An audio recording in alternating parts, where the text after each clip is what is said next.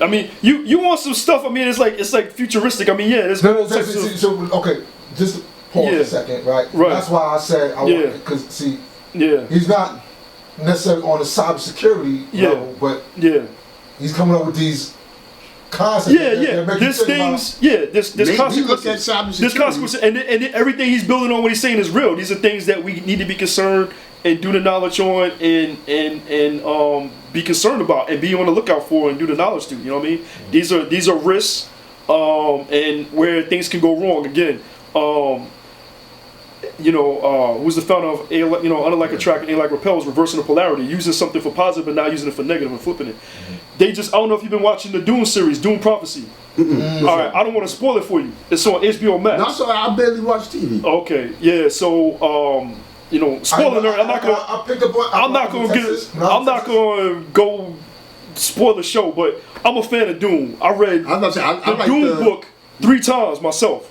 I mean, I like Dune. It's a good story. The original movie was crazy. The original, right. So, but in the Dune story, even in the books, it talks about how the humans had a war against the thinking machines.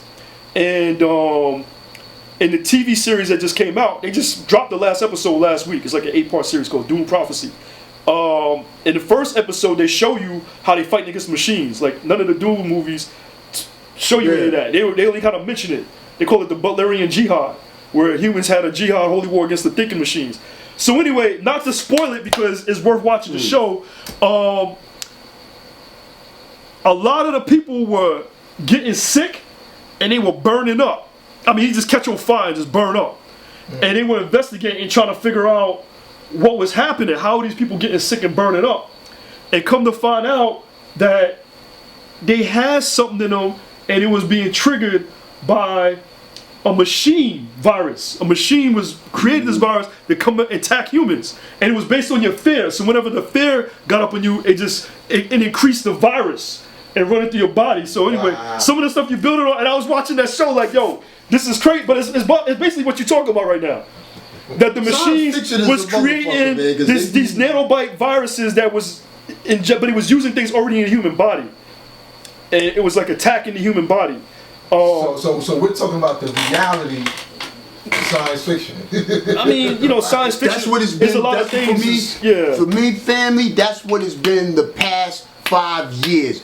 Because this how you mentioned, like, the shit when we was children, stuff that we be like, oh, that's dope, I like that. I was out of that phase when we linked, but you knew, oh yeah, he's into some science fiction shit. Yeah. Now I'm on my shit. They taking science and they just being imaginative with it, but also thinking about possibilities, right? So because these people, what I realized, a lot of times they were trained with these type of thoughts. They see these things as a child. The difference and the distance is they weren't coming up in the 70s and 80s when they were taking all the resources out the schools where children couldn't experiment and play with the 2 pieces of steel for themselves. They take that from us. I lived that, and I was told that before I even got to the upper grades. You ain't gonna have that no more. You ain't gonna have what your older brothers had. But these people, but they wanna come up with ideas they could go into grandpa's shed. They go for these trips and they build with their cousins when they got land and they could fuck around and do all types of things. So when they had these ideas in their head, it wasn't nobody telling them, you ugly black motherfucker like your father, you ain't never gonna be now. You talk about